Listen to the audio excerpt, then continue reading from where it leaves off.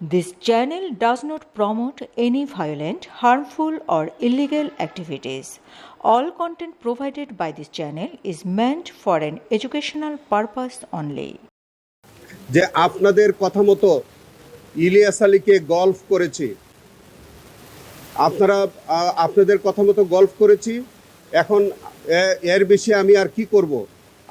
আপনারা যদি এরকম করে আমাকে চাপ দেন, তাহলে আমাকে বরঞ্চ পোস্টিং দিয়ে জঙ্গলে পাঠিয়ে দেন। কোনো সিনেমার সংলাপ নয় এটি। নিজের পিঠ বাঁচাতে সাবেক প্রধানমন্ত্রীর প্রভাবশালী নিরাপত্তা উপদেষ্টা তারেক সিদ্দিকীকে ফোনে ঠিক এই কথাগুলোই বলেছিলেন বহুল আলোচিত সাবেক সেনা কর্মকর্তা জিয়াউল আহসান। কিন্তু রাজনীতি আর গুমের অন্ধকার দুনিয়ায় এই গল্ফ শব্দের আসল অর্থটি কী? এই প্রতিবেদনে আমরা তা জানবো, পাশাপাশি জানাবো বিএনপি নেতা ইলিয়াস আলী গুমের আদ্যোপান্ত। দীর্ঘ এক যুগ ধরে যে রহস্যের জট খুলেনি, যার জন্য একটা পরিবার প্রতিদিন কেঁদে যাচ্ছে, সেই ইলিয়াস আলীর গুমসহ 150 থেকে 200 জন মানুষকে নির্মমভাবে হত্যার হারহিম করা সত্য উন্মোচিত হলো।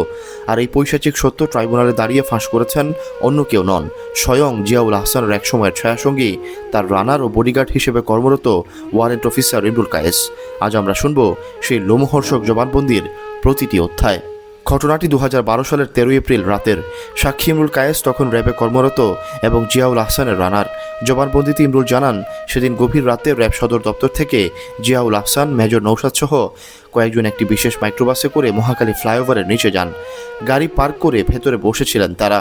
ইমরুল কায়েস নিজের চোখে দেখেন জিয়াউল আহসান তীব্র উত্তেজনা নিয়ে বারবার বিভিন্ন জায়গায় ফোন করছিলেন এবং একটি নির্দিষ্ট টার্গেটে কখন পৌঁছাবে তার খোঁজ নিচ্ছিলেন।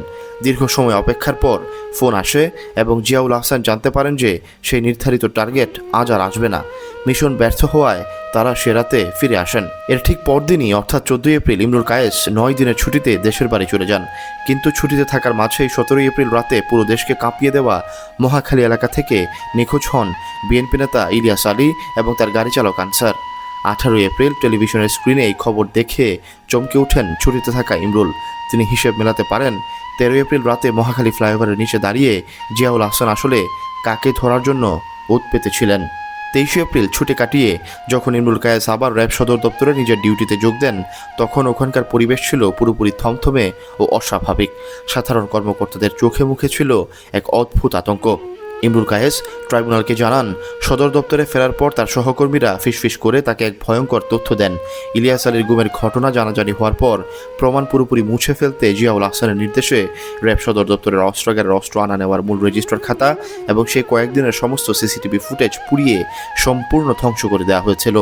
রাষ্ট্রযন্ত্রের একটি বাহিনী কিভাবে নিজেদের অপরাধ লুকাতে সব প্রমাণ পুড়িয়ে ছাই করে দিয়েছিল, এই জবানবন্দি তারই জলজ্যান্ত প্রমাণ। সত্য কখনো চাপা থাকে না। একদিন জিয়াউল আহসানের রুমের পাশেই ছিলেন ইমরুল কায়েস। তখন একটি ফোন আসে।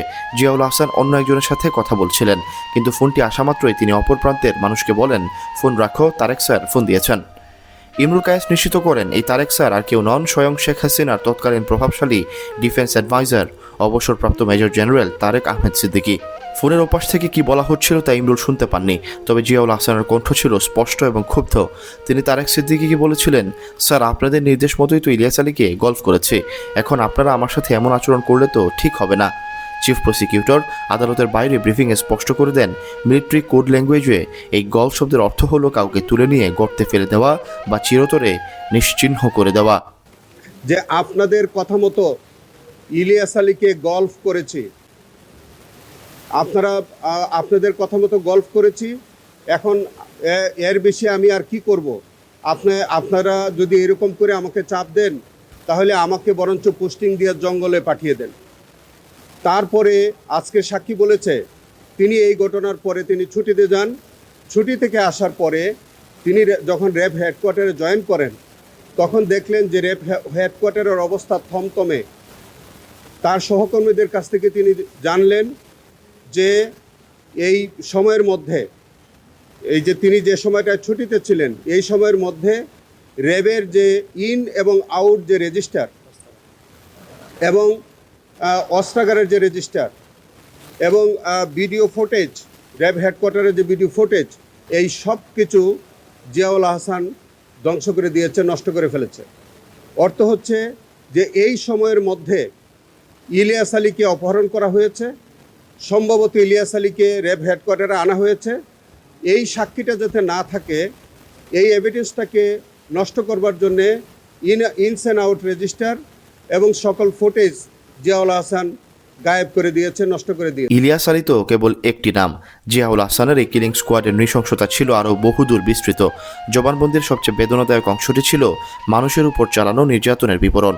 ইমরুল কায়েস দাবি করেন জিয়াউল হাসানের সাথে 1.5 বছরের কম সময় কাজ করার মাঝেই তিনি বিভিন্ন উপায়ে 150 থেকে 200 জন মানুষকে হত্যা করতে দেখেছেন বা তার নির্দেশ দিতে শুনেছেন, যার মধ্যে অন্তত 30 জনকে সরাসরি চোখের সামনে হত্যা করতে দেখেছেন তিনি। চিফ প্রসিকিউটর জানান 2009 সালের পিলখানা হত্যাকাণ্ডের পর অপারেশন রেবেল হান্টের নামে বিডিআরের 10 থেকে 12 জন সদস্যকে ধরে এনে টিএফআই সেলে অমানসিক নির্যাতন করা হয়। এরপর মূলত দুটো পদ্ধতিতে তাদের হত্যা করতেন জিয়াউল হাসান। প্রথম পদ্ধতিটি ছিল আসামিদের শরীরে এক ধরনের বিষাক্ত প্রাণঘাতী ইঞ্জেকশন পুশ করা হতো যাতে তারা আধমরা হয়ে যেতেন। দ্বিতীয় পদ্ধতিটি ছিল গভীর রাতে পোস্তগোলা বা কাঁচপুর ব্রিজের নিচে বুড়িগঙ্গা নদীতে ট্রলারে করে নিয়ে মাথায় গুলি ঠেকিয়ে লাশ ভারী বস্তায় ভরে নদীতে ভাসিয়ে দেওয়া হতো।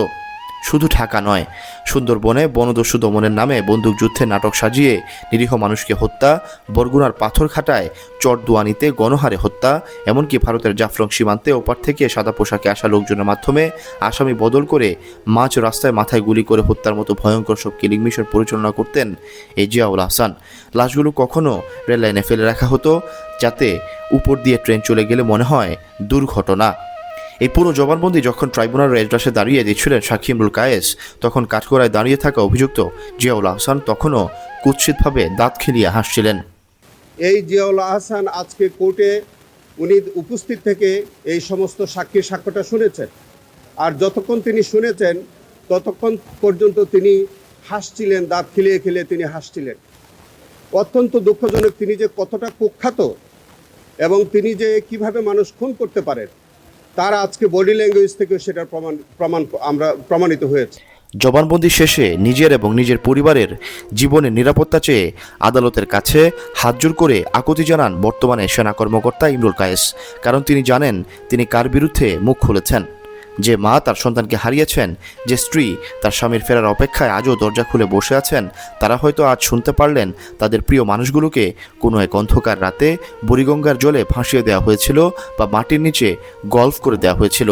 এই পৈশাচিকতার বিচার কি বাংলার মাটিতে হওয়া সম্ভব?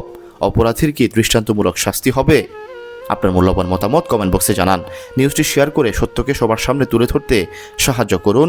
আর এই ধরনের ইনডেপথ রিপোর্টের জন্য আমাদের চ্যানেলটি সাবস্ক্রাইব করে রাখুন। Syed Sakib, BNA news 24।